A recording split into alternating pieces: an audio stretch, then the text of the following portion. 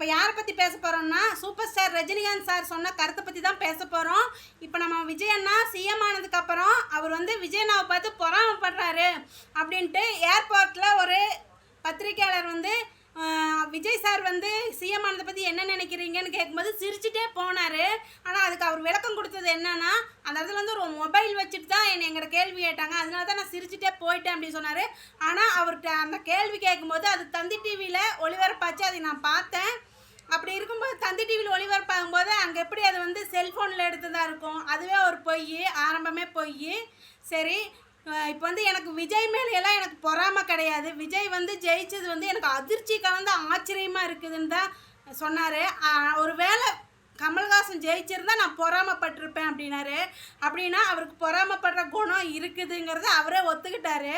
அப்புறம் எப்படி விஜய் வந்து அதிர்ச்சி கலந்த ஆச்சரியத்தில் இருக்குன்னா என்ன காரணம்னா, ஸ்டேட்டில் வந்து பிஜேபி இருக்காங்க, எல்லாத்தையும் தாண்டி எப்படி இவர் ஜெயிச்சாருங்கிறத நினச்சி அவருக்கு வந்து அதிர்ச்சி கலந்த ஆச்சரியமாக இருக்குதாம்மா.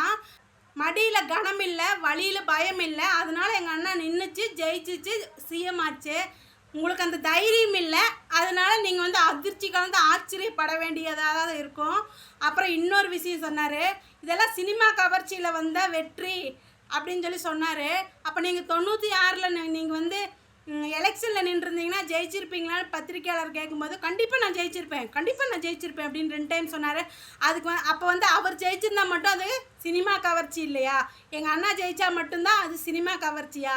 96 எலெக்ஷனை தவறு விட்டீங்களா, அந்த பஸ்ஸை மிஸ் பண்ணிட்டீங்களா அப்படின்னு ஒரு பத்திரிக்கையாளர் கேட்குறாரு. அடுத்த கேள்வி அப்படின்ட்டு போகிறாரு. ஆனால் இதே கேள்வியை ஒரு மேடையில் நம்ம விவேக் சார், இறந்து போன நம்ம கலைவாணர் விவேக் சார் வந்து இந்த ரஜினி சார்கிட்ட கேட்டிருப்பாரு, நீங்கள் 96ல் எலெக்ஷனில் நீங்கள் நின்றுருந்தீங்கன்னா ஜெயிச்சிருப்பீங்க, அதை நீங்கள் மிஸ் பண்ணுறீங்களா, அதை நீங்கள் நினச்சி கவலைப்படுறீங்களான்னு கேட்கும்போது ஒரு துளி கூட எனக்கு அதை பற்றி கவலை இல்லை அப்படின்னு சொல்லி பதில் சொன்னவர். இந்த பத்திரிக்கையாளர் கேட்கும்போது அது கடந்து போகிறாருன்னா அப்போ அவருக்கு வந்து துளி கூட கவலை இல்லை. ஆனால் இப்போ விஜய் அண்ணா சிஎம் ஆனதுனால அவருக்கு அந்த கவலை வந்திருக்குதுங்கிறத தான் நம்ம புரிஞ்சுக்கணும்.